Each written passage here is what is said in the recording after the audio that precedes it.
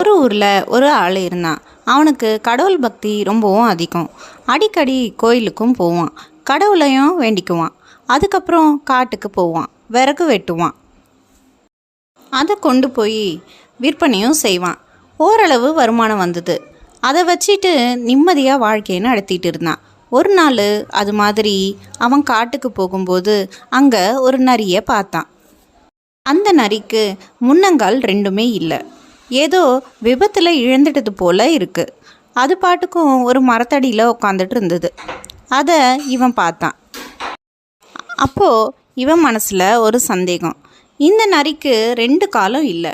அப்படி இருக்கிறப்போ இது எப்படி வேட்டையாடி தன்னோட பசியை போக்கி கொள்ள முடியும் அப்படின்னு யோசிக்க ஆரம்பித்தான். இப்படி யோசிச்சுட்டு இருக்கும்போதே அந்த பக்கமாக ஒரு புலி வந்தது.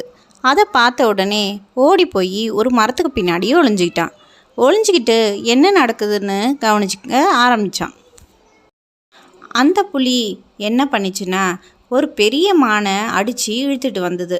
அதை சாப்பிட்டது போக மீதியை அப்படியே அங்கேயே போட்டுட்டு போயிட்டுது. புலி போனதுக்கப்புறம் கால் இல்லாத அந்த நரி மெதுவாக நகர்ந்துக்கிட்டு வந்தது. மிச்சம் இருந்ததை சாப்பிட்டது. திருப்தியாக போயிட்டுச்சு. இவ்வளவையும் மரத்துக்கு பின்னாடி நின்று அந்த ஆள் கவனித்து பார்த்துட்டு இருந்தான். இப்போ அவன் யோசிக்க ஆரம்பித்தான். ரெண்டு காலும் இல்லாத ஒரு வயசான நரிக்கே ஆண்டவன் சாப்பாடு போடுறான். அப்படி இருக்கிறப்போ தினமும் கோயிலுக்கு போய் சாமி கும்பிட்ற நமக்கு சாப்பாடு போடாமல் விட்டுருவானா? நமக்கு அந்த கடவுள் பக்தி வேற அதிகம். நாம் எதுக்கு அனாவசியமாக வெயிலையும் மழையிலையும் கஷ்டப்படணும்? எதுக்கு வேர்வை சிந்தி விறக வெட்டணும் இப்படின்னு யோசித்தான்.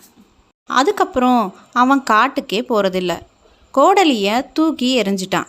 பேசாமல் ஒரு மூலையிலேயே உட்காந்துட்டான். அப்போது கோயிலுக்கு மட்டும் போயிட்டு வந்தான். கடவுள் நம்மை காப்பாற்றுவார், அவர் நமக்கு வேண்டிய சாப்பாட்டை கொடுப்பார் அப்படின்னு நம்பினான்.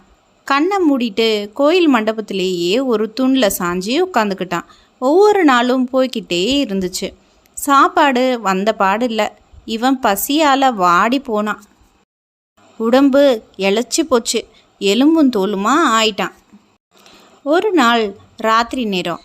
கோயிலில் யாருமே இல்லை. இவன் மெதுவாக கண்ணை திறந்து கடவுளை பார்த்தான். ஆண்டவா, என்னுடைய பக்தியில் உனக்கு நம்பிக்கை இல்லையா?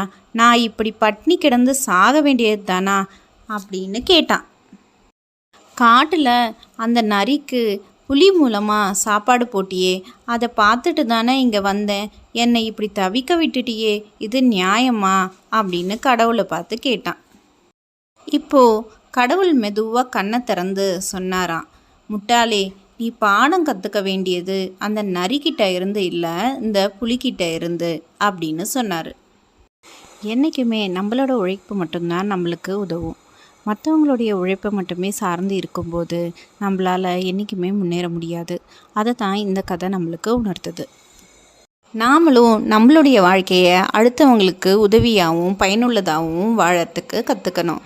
அந்த மாதிரி இருந்தால் நம்மளுடைய வாழ்க்கையில் கண்டிப்பாக சந்தோஷமும் நிம்மதியும் அடுத்தவங்களுக்கு செஞ்சதுக்கான பலனும் கிடைக்கும்.